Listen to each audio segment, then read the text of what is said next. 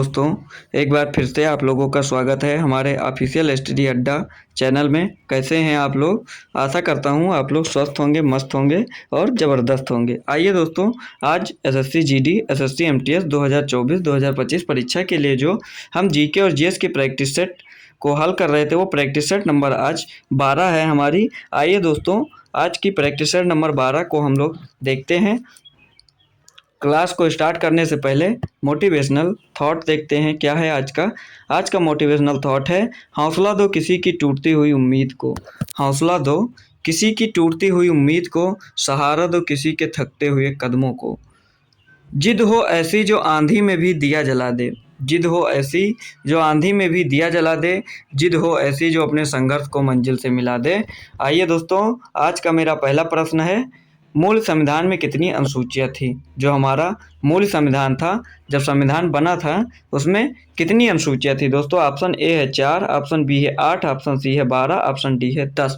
तो दोस्तों जो हमारा मूल संविधान था, उस समय हमारे मूल संविधान में टोटल 8 अनुसूचियाँ थीं। कितनी अनुसूचियाँ थी दोस्तों? 8 अनुसूचियाँ थी हमारे मूल संविधान में। वर्तमान समय में अब 12 अनुसूचियाँ हो गई हैं दोस्तों। देख लीजिए, इसमें लिखा हुआ है भारत के मूल संविधान में 8 अनुसूचियाँ थीं। बाद में अलग अलग संशोधनों के जरिए 4 और अनुसूचियाँ जोड़ी गई, जिससे अब कुल मिलाकर 12 अनुसूचियाँ हो गई हैं। दोस्तों अब कितनी अनुसूचियाँ हैं? तो अब 12 अनुसूचियाँ हो गई हैं। संविधान प्रथम संशोधन अधिनियम 1951 के जरिए 9वीं अनुसूची जोड़ी गई थी। कब जोड़ी गई थी दोस्तों? 1951 ईस्वी में 9वीं अनुसूचियाँ जोड़ी गई थी। इसमें केंद्र और राज्य सरकारों के कुछ कानून शामिल हैं जिन्हें अदालतों में चुनौती नहीं दी जा सकती। 92वें संविधान संशोधन के जरिए 10वीं अनुसूची जोड़ी गई। 73वें संविधान संशोधन के जरिए 11वीं अनुसूची और 74वें संविधान संशोधन के जरिए 12वीं अनुसूची जोड़ी गई थी दोस्तों। तो मूल संविधान में 8 अनुसूचियाँ थी और वर्तमान समय में 12 अनुसूचियां हैं हमारे भारत के संविधान में। आइए दोस्तों, अगला प्रश्न देखते हैं, प्रश्न नंबर 2। प्रश्न नंबर 2 कह रहा है, राष्ट्रीय हिंदी दिवस मनाया जाता है, अभी हाल ही में दोस्तों मनाया गया। अगर आप लोगों को पता है तो आंसर कमेंट करिए जल्दी जल्दी। 10 जनवरी को मनाया जाता है, 14 सितंबर को मनाया जाता है, या 10 अगस्त को मनाया जाता है दोस्तों, या 24 सितंबर को मनाया जाता है?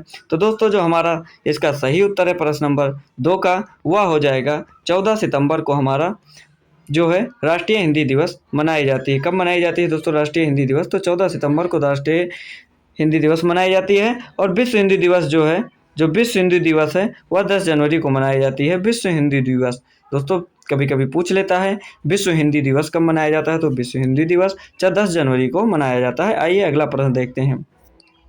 पहले इसको देख लीजिए प्रश्न, फिर देखते हैं। राष्ट्रीय हिंदी दिवस हर साल 14 सितंबर को मनाया जाता है। यह दिन भारत के आधिकारिक भाषाओं में से एक के रूप में हिंदी को अपनाने का प्रतीक है। 14 सितंबर 1949 को हिंदी को भारत का राजभाषा के रूप में अपनाया गया था। कब अपनाया गया था दोस्तों? 14 सितंबर 1949 को भारत के संविधान द्वारा हिंदी को आधिकारिक भाषा का दर्जा देने के निर्णय की पुष्टि की गई। यह भारतीय संविधान के अनुच्छेद 343 के तहत आधिकारिक भाषा की सूची में शामिल था। दोस्तों किसमें शामिल था? अनुच्छेद 343 के तहत आधिकारिक भाषा की सूची में शामिल था। यह दिवस भारत के हिंदी भाषा राज्यों द्वारा मनाया जा रहा है। हिंदी भारत की मुख्य भाषाओं में से एक है दोस्तों, जो हिंदी है वो भारत की मुख्य भाषाओं में से एक है।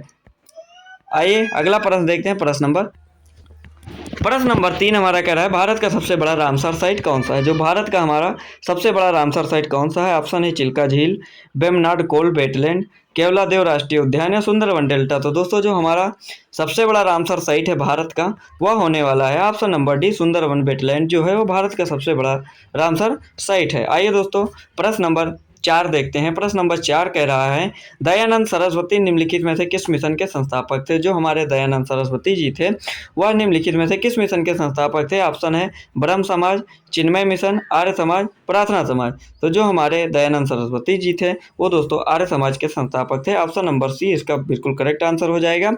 आर्य समाज के संस्थापक थे दयानंद सरस्वती जी। आइए दयानंद सरस्वती जी के बारे में देखते हैं दोस्तों। दयानंद सरस्वती जी, स्वामी दयानंद सरस्वती जी ने आर्य समाज की स्थापना की थी। आर्य समाज की स्थापना स्वामी दयानंद सरस्वती ने 1875 ईस्वी में की थी। उन्होंने वेदों का अनुवाद किया। सत्यार्थ प्रकाश, वेद भाष्य भूमिका और वेद भाष्य नामक 3 पुस्तकें लिखी थी दोस्तों। इसमें से महत्वपूर्ण पुस्तक सत्यार्थ प्रकाश है, जो कई बार परीक्षा में पूछी जा चुकी है दोस्तों। और उन्होंने एक नारा दिया था, वह था वेदों की ओर लौट चलो दोस्तों। कौन सा नारा था? वेदों की ओर लौट चलो। आइए अगला प्रश्न देखते हैं, प्रश्न नंबर 5। प्रश्न नंबर 5 हमारा कह रहा है, भारतीय संविधान के अनुच्छेद 21A का अधिकार प्रदान करता है। जो 21A है, अनुच्छेद 21, हमारा जो अनुच्छेद 21A है दोस्तों, वह किसका अधिकार प्रदान करता है दोस्तों? काम का, गोपनीयता का, समानता का या शिक्षा का? दोस्तों जो हमारा 21A है वह हमें शिक्षा का अधिकार प्रदान करता है। अनुच्छेद 21A जो है दोस्तों, वह अनुच्छेद 21A है जो वह हमें शिक्षा का अधिकार प्राप्त करता है दोस्तों। किसका? शिक्षा का अधिकार प्रदान करता है 21A। आइए इसके बारे में जानते हैं। भारत के संविधान का अनुच्छेद 21A, भारत के संविधान का अनुच्छेद 21A शिक्षा का अधिकार प्रदान करता है। भारत की संसद का RTI अधिनियम 4 अगस्त 2009 को अधिनियमित किया गया था। 1 अप्रैल 2010 को लागू किया गया था दोस्तों। ये कब लागू किया गया था? 1 अप्रैल 2010 को लागू किया गया था। लेकिन ये नियम कब बनाया गया था दोस्तों? तो 4 अगस्त 2009 को बनाया गया था। संविधान के 86वें संशोधन अधिनियम 2002 ने भारत के संविधान के अनुच्छेद 21A को एक मौलिक अधिकार के रूप में 6 से 14 वर्ष की आयु वर्ग के सभी बच्चों को मुफ्त और अनिवार्य शिक्षा प्रदान करने का प्रावधान किया था दोस्तों। कब किया था? 2002 में 86वें संविधान संशोधन के अंतर्गत। आइए दोस्तों अगला प्रश्न देखते हैं, प्रश्न नंबर 6। प्रश्न नंबर 6 दोस्तों कह रहा है, क्रिकेट विश्व कप 1983 निम्नलिखित में से किस स्थान पर आयोजित किया गया था? जो क्रिकेट विश्व कप था हमारा 1983 ईस्वी में किस जगह आयोजित किया गया था? ऑप्शन है England, Australia, West Indies, Bharat. तो दोस्तों जो हमारा 1983 का विश्व कप था वह इंग्लैंड में आयोजित किया गया था। ऑप्शन नंबर ए इसका बिल्कुल करेक्ट आंसर हो जाएगा। आइए देखते हैं 1983 के विश्व कप के बारे में। इसकी मेजबानी इंग्लैंड ने की थी। यह टूर्नामेंट 9 जून से 25 जून 1983 तक चला था दोस्तों। टूर्नामेंट में 8 टीमों ने भाग लिया था। Bharat, West Indies, England, Pakistan, Australia, New Zealand, Sri Lanka और जिम्बाब्वे, ये 8 टीमें थी दोस्तों जिन्होंने 1983 भी क्रिकेट विश्व कप में भाग लिया था। आइए दोस्तों अगला प्रश्न देखते हैं, प्रश्न नंबर 7। बिल्कुल बहुत अच्छा सवाल है दोस्तों। देखिए क्या कह रहा है, योजना आयोग की स्थापना कब की गई थी? जो हमारा योजना आयोग था उसकी स्थापना कब की गई थी? ऑप्शन है 2019, 2000, 1947 या 1950। तो दोस्तों जो हमारा योजना आयोग था उसकी स्थापना जो थी उसको ऑप्शन नंबर डी 1950 ईस्वी में उसकी स्थापना की गई थी। कब की गई थी दोस्तों? 1950 ईस्वी में। आइए जानते हैं योजना आयोग। योजना आयोग एक संस्था थी जिसने भारत में, जो योजना आयोग थी वह एक संस्था थी जिसने भारत में पंचवर्षीय योजनाएं तैयार की थी। 1950 में योजना आयोग की स्थापना की गई थी। केसी नियोगी की अध्यक्षता में एक सलाहकार योजना बोर्ड की सिफारिश के आधार पर योजना आयोग की स्थापना की गई थी। किसकी अध्यक्षता में? केसी नियोगी की। इसका मुख्यालय योजना भवन, नई दिल्ली। योजना आयोग केवल एक सलाहकारी निकाय है और इसकी अध्यक्षता जो था वो प्रधानमंत्री करता था दोस्तों। अब नरेंद्र मोदी की सरकार जब 2014 में बनी तो उसने योजना आयोग को भंग कर दिया। योजना आयोग को क्या किया? भंग कर दिया। योजना आयोग को 2015 में नवगठित नीति आयोग द्वारा प्रतिस्थापित किया गया दोस्तों। इसकी नवगठित योजना जो थी, योजना आयोग को भंग कर दिया गया, उसकी जगह पे नीति आयोग 2015 में प्रस्तापित कर दिया गया। आइए दोस्तों अगला प्रश्न देखते हैं, प्रश्न नंबर 8।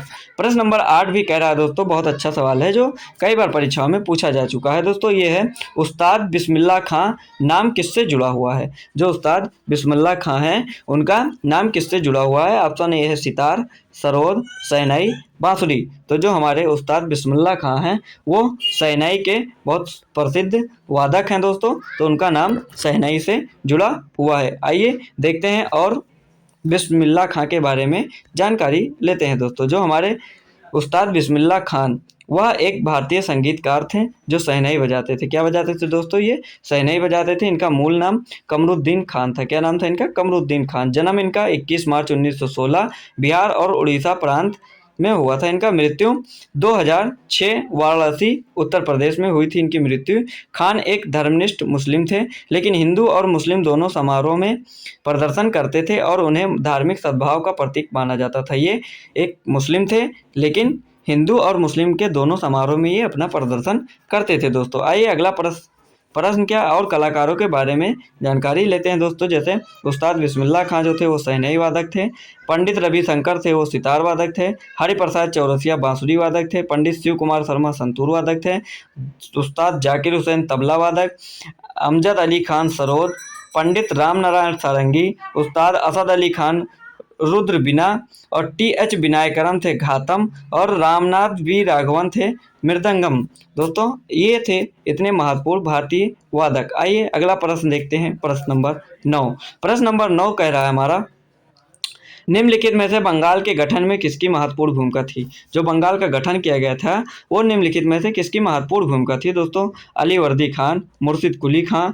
जॉब चार्निक, आसफ झा। तो दोस्तों जो बंगाल का गठन हुआ था उसमें सबसे महत्वपूर्ण भूमिका जो थी वो थी मुर्शिद कुली खां की। जो मुर्शिद कुली खां थे उनकी सबसे महत्वपूर्ण भूमिका थी। मुर्शिद कुली खां बंगाल के पहले नवाब थे। जो मुर्शिद कुली खां थे वो बंगाल के पहले नवाब थे जिन्होंने 1717 से लेकर 1727 तक शासन किया। उन्होंने मकसूदाबाद अकबर द्वारा दिया गया था, मकसूदाबाद शहर का नाम बदलकर मुर्शिदाबाद कर दिया और फर्रुखसियर द्वारा शहर का नवाब नाजिम बन गया। उन्होंने औरंगजेब के आदेश के अनुसार राजधानी ढाका को बांग्लादेश से मुर्शिदाबाद में स्थानांतरित किया और शहर का नाम मुर्शिदाबाद रख दिया था। दोस्तों ये थे मुर्शिद कुली खां। आइए अगला प्रश्न देखते हैं, प्रश्न नंबर 10। प्रश्न नंबर 10 हमारा कह रहा है, भारत के संविधान के कौन से अनुच्छेद में राज्यों में विधानमंडलों के संविधान का प्रावधान है। संविधान के कौन से अनुच्छेद में राज्यों में विधानमंडलों के संविधान का प्रावधान है, वो कौन सा अनुच्छेद है। अनुच्छेद 167 है, अनुच्छेद 165 है, अनुच्छेद 163 है, अनुच्छेद 168 है। तो दोस्तों जो हमारा अनुच्छेद 168 है वो बताता है कि राज्यों में विधानमंडल होगा। आइए दोस्तों प्रश्न नंबर 11 देखते हैं। प्रश्न नंबर 11 हमारा कह रहा है, निम्नलिखित में से किसे हॉट मनी कहा जाता है। निम्नलिखित में से किसे हॉट मनी कहा जाता है दोस्तों। तो आइए ऑप्शन देखते हैं, FII, FDI, ADR, GDR। तो दोस्तों जो हमारी FII है, ऑप्शन नंबर ए है, उसको हॉट मनी के नाम से जाना जाता है। विदेशी संस्थागत निवेशक को हॉट मनी के रूप में जाना जाता है। किसको दोस्तों, विदेशी संस्थागत निवेशक को हॉट मनी के नाम से जाना जाता है। FII एक निवेशक या निवेश निकाय है जो देश के बाहर मौजूद है। हॉट मनी उन फंडों को संदर्भित करता है जो उन निवेशकों द्वारा नियंत्रित होते हैं जो सक्रिय रूप से अल्पकालिक प्रतिफल चाहते हैं। दोस्तों ये है FII। दोस्तों प्रश्न नंबर 12 हमारा कह रहा है दोस्तों, बहुत बढ़िया क्वेश्चन है, जनगणना से है। 2011 की जनगणना के अनुसार निम्नलिखित में से किस राज्य में अधिकतम प्रति वर्ग किलोमीटर जनसंख्या घनत्व है। दोस्तों ऑप्शन है झारखंड, गोवा, गुजरात, महाराष्ट्र। तो दोस्तों जो हमारा 2011 की जनगणना के अनुसार किस राज्य के अधिकतम प्रति वर्ग किलोमीटर जनसंख्या घनत्व है, तो वो है ऑप्शन नंबर ए, झारखंड। बिल्कुल करेक्ट आंसर हो जाएगा प्रश्न नंबर 12 का। आइए प्रश्न नंबर 13 दोस्तों देखते हैं। प्रश्न नंबर 13 हमारा कह रहा है, कई विद्वानों का तर्क है कि टाइग्रिस यूफ्रेटस घाटी के मेसोपोटामिया के लोग सिंधु घाटी सभ्यता को कहते हैं। क्या कहते हैं दोस्तों, प्रश्न को एक बार फिर से पढ़ लेते हैं दोस्तों। लिखा है, कई विद्वानों का तर्क है कि टाइग्रिस यूफ्रेटस घाटी के मेसोपोटामिया के लोग सिंधु घाटी सभ्यता को कहते हैं। दोस्तों क्या कहते हैं, मगन कहते हैं, मेलवा कहते हैं, सुमेरियन कहते हैं या बेबीलोन कहते हैं। दोस्तों अगर आप लोगों को पता है दोस्तों तो कमेंट करिए आंसर, नहीं पता है तो हम बताते हैं दोस्तों। तो जो सिंधु घाटी के लोग थे वो टाइग्रिस यूफ्रेटस घाटी की मेसोपोटामिया के लोग सिंधु घाटी सभ्यता को मेलुहा कहते थे। दोस्तों क्या कहते थे, मेलुहा कहते थे मेसोपोटामिया के लोग सिंधु घाटी सभ्यता को। आइए दोस्तों अगला प्रश्न देखते हैं, प्रश्न नंबर 14। प्रश्न नंबर 14 हमारा कह रहा है दोस्तों, निम्नलिखित में से कौन सी PT उषा की आत्मकथा है। दोस्तों जो PT उषा हमारी जो खिलाड़ी हैं उनकी कौन सी आत्मकथा है, flying it my way, golden girl, the race to my life, sunny days. तो दोस्तों जो PT उषा की आत्मकथा है वह हमारी है golden girl. Option number B इसका बिल्कुल करेक्ट आंसर हो जाएगा। जो गोल्डन गर्ल आत्मकथा है वह किसकी आत्मकथा है दोस्तों, तो वो है PT उषा की आत्मकथा है। Golden girl. आइए अगला प्रश्न, गोल्डन गर्ल पुस्तक का लेखन कार्य पीटी उषा और लोकेश शर्मा द्वारा किया गया था। दोस्तों पीटी उषा, गोल्डन गर्ल जो पुस्तक का लेखन कार्य था वो पीटी उषा और लोकेश शर्मा द्वारा किया गया था। यह पुस्तक पीटी उषा की आत्मकथा है दोस्तों। कौन सी? Golden girl. पीटी उषा को 1984 के लॉस एंजलिस ओलंपिक में उनके शानदार प्रदर्शन के लिए जाना जाता है दोस्तों, पीटी उषा को। आइए अगला प्रश्न देखते हैं, प्रश्न नंबर 15। प्रश्न नंबर 15 कह रहा है, जट जटिन झिझियन नृत्य के लोकप्रिय लोक नृत्य है। कहाँ का ये लोकप्रिय लोक नृत्य है दोस्तों? ऑप्शन है बिहार, मध्य प्रदेश, उत्तर प्रदेश, गुजरात। तो दोस्तों जो ये जट जटिन झिझियन नृत्य है वह बिहार का लोकप्रिय लोक नृत्य है। ऑप्शन नंबर ए हो जाएगा प्रश्न नंबर 15 का बिल्कुल करेक्ट आंसर। यह उत्तर बिहार विशेषकर मिथिला और कोसी क्षेत्र का सबसे लोकप्रिय लोक नृत्य है। कौन सा? जट जटिन और झिझियन। जट जटिन महिलाओं का नृत्य है और माना जाता है कि यह मानसून के दौरान चांदनी रात में किया जाता है दोस्तों। वयस्क लड़कियां और युवा गृहिणियां आंगन में इकट्ठा होती हैं और ढोल के साथ आधी रात से सूर्योदय तक नृत्य करती हैं दोस्तों। आधी रात से शुरू करती हैं इस नृत्य को और सूर्योदय तक करती हैं वयस्क लड़कियां और गृहिणियां। आइए दोस्तों अगला प्रश्न देखते हैं, प्रश्न नंबर 16।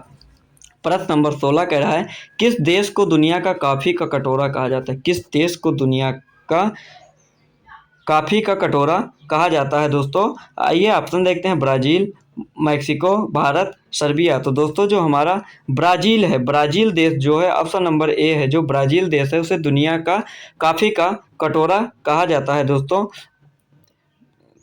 कॉफ़ी का कटोरा किस देश को कहते हैं दोस्तों? ब्राज़ील को कहते हैं। दोस्तों आप लोग कमेंट में बताइए कि भारत में चीनी का कटोरा किस राज्य को कहा जाता है? भारत में चीनी का कटोरा दोस्तों, भारत में चीनी का कटोरा किस राज्य को कहते हैं? चीनी का कटोरा, जो भारत में चीनी का कटोरा किस राज्य को कहा जाता है दोस्तों? आप लोग कमेंट में जल्दी जल्दी इसका आंसर बताइएगा दोस्तों। आइए देखते हैं अगला प्रश्न, प्रश्न नंबर 17। प्रश्न नंबर 17 कह रहा है दोस्तों, राजीव गांधी खेल रत्न पुरस्कार के सबसे कम उम्र के प्राप्तकर्ता कौन है? जो सबसे कम उम्र के प्राप्तकर्ता हैं राजीव गांधी खेल पुरस्कार, वह कौन है? गीत सेठी, विराट कोहली, विश्वनाथन आनंद, अभिनव बिंद्रा। तो दोस्तों जो सबसे कम उम्र के राजीव गांधी खेल रत्न पुरस्कार प्राप्त करता है वो है अभिनव बिंद्रा। कौन है? ऑप्शन नंबर डी बिल्कुल करेक्ट आंसर हो जाएगा प्रश्न नंबर 17 का, अभिनव बिंद्रा। आइए अभिनव बिंद्रा के बारे में जानते हैं। देखिए दोस्तों, जो राजीव गांधी खेल रत्न पुरस्कार जो है वो भारत का सर्वोच्च खेल पुरस्कार है दोस्तों, भारत का सर्वोच्च खेल पुरस्कार है। यह पुरस्कार भारत के पूर्व प्रधानमंत्री राजीव गांधी के नाम पर है। खेल एवं युवा मंत्रालय द्वारा सम्मानित किया जाता है। 1991 में संस्थाबद्ध है, 1991 से ये संस्थाबद्ध है दोस्तों। और विश्वनाथन आनंद राजीव गांधी खेल रत्न पुरस्कार के पहले प्राप्तकर्ता हैं। जो विश्वनाथन आनंद हैं वो राजीव गांधी खेल रत्न पुरस्कार के पहले प्राप्तकर्ता हैं। स्पोर्ट्स शूटर अभिनव बिंद्रा राजीव गांधी खेल रत्न पुरस्कार के सबसे कम उम्र के प्राप्तकर्ता हैं। कौन दोस्तों? सबसे कम उम्र के राजीव गांधी खेल रत्न पुरस्कार प्राप्त करता है वो है अभिनव बिंद्रा दोस्तों। आइए दोस्तों अगला प्रश्न देखते हैं, प्रश्न नंबर 18। प्रश्न नंबर 18 कह रहा है, रणथंभौर राष्ट्रीय उद्यान किस राज्य में स्थित है? रणथंभौर राष्ट्रीय उद्यान किस राज्य में स्थित है दोस्तों? ऑप्शन है मध्य प्रदेश में है, महाराष्ट्र में है, उत्तर प्रदेश में है या राजस्थान में है। दोस्तों जो रणथंभौर राष्ट्रीय उद्यान है वह कहाँ पे स्थित है दोस्तों? तो हमारा स्थित है राजस्थान में। ऑप्शन नंबर डी बिल्कुल करेक्ट आंसर हो जाएगा प्रश्न नंबर 18 का। रणथंभौर राष्ट्रीय उद्यान राजस्थान में स्थित है। कहाँ पे स्थित है दोस्तों? राजस्थान में। आइए अगला प्रश्न, रणथंभौर राष्ट्रीय उद्यान उत्तर भारत के सबसे बड़े और सबसे प्रसिद्ध राष्ट्रीय उद्यानों में से एक है। जो राष्ट्रीय उद्यान उत्तर भारत के सबसे बड़े और सबसे प्रसिद्ध राष्ट्रीय उद्यानों में से एक है। रणथंभौर राष्ट्रीय उद्यान का क्षेत्रफल 392 वर्ग किलोमीटर है दोस्तों। रणथंभौर राष्ट्रीय उद्यान का क्षेत्रफल कितना है? 392 वर्ग किलोमीटर। रणथंभौर राष्ट्रीय उद्यान राजस्थान उत्तर भारत में सवाई माधोपुर शहर के पास एक विशाल वन्यजीव अभयारण्य है दोस्तों। रणथंभौर राजस्थान में स्थित है दोस्तों। यह एक पूर्व शाही शिकार गाह है और बाघों, तेंदुओं और दलदली मगरमच्छों का निवास स्थान है दोस्तों। बाघों, तेंदुओं और दलदली मगरमच्छों का निवास स्थान है। कौन सा? रणथंभौर राष्ट्रीय उद्यान। आइए अगला प्रश्न देखते हैं, प्रश्न नंबर 19। प्रश्न नंबर 19 हमारा कह रहा है पंचवर्षीय योजना हेरोड डोमर मॉडल पर आधारित है। जो हमारी पंचवर्षीय योजना, कौन सी पंचवर्षीय योजना है जो हेरोड डोमर मॉडल पर आधारित थी दोस्तों? ऑप्शन है प्रथम पंचवर्षीय योजना, द्वितीय पंचवर्षीय योजना, तृतीय पंचवर्षीय योजना और पंचम पंचवर्षीय योजना। तो दोस्तों जो हमारी प्रथम पंचवर्षीय योजना है वह हेरोड डोमर मॉडल पर आधारित है। भारत की प्रथम पंचवर्षीय योजना हेरोड डोमर मॉडल पर आधारित है। भारत की प्रथम पंचवर्षीय योजना यह जवाहरलाल नेहरू के नेतृत्व में 1951 से 1956 की अवधि के लिए शुरू किया गया था। यह कुछ संशोधनों के साथ हेरोड डोमर मॉडल पर आधारित थी। किस पे शामिल थी दोस्तों? हेरोड और डोमर पर मॉडल पर आधारित थी। आइए अगला प्रश्न देखते हैं, प्रश्न नंबर 20। प्रश्न नंबर 20 कह रहा है जीरो डिस्क्रिमिनेशन डे, शून्य भेदभाव दिवस 2024 की विषय वस्तु क्या है दोस्तों? तो जो हमारी शून्य भेदभाव दिवस 2024 की जो विषय वस्तु है वह क्या है? थीम मतलब पूछ रहा है दोस्तों क्या थी? तो ऑप्शन है दोस्तों इसका, ऑप्शन है to protect everyone's health, protect everyone's rights. Option B है save lives discriminate. Option C है remove laws that harm, create law that empower. और ऑप्शन डी है प्लेज फॉर जीरो डिस्क्रिमिनेशन दोस्तों। तो इसका जो सही उत्तर है वो हो जाएगा option number A, to protect everyone's health, protect everyone rights. दोस्तों ये शून्य दिवस की 2024 की विषय वस्तु थी। विश्व भर में भेदभाव के हानिकारक प्रभाव के बारे में जागरूकता बढ़ाने के साथ साथ समानता, समावेशन और विविधता को बढ़ावा देने के लिए प्रत्येक वर्ष 1 मार्च को शून्य भेदभाव दिवस मनाया जाता है। कब मनाया जाता है दोस्तों?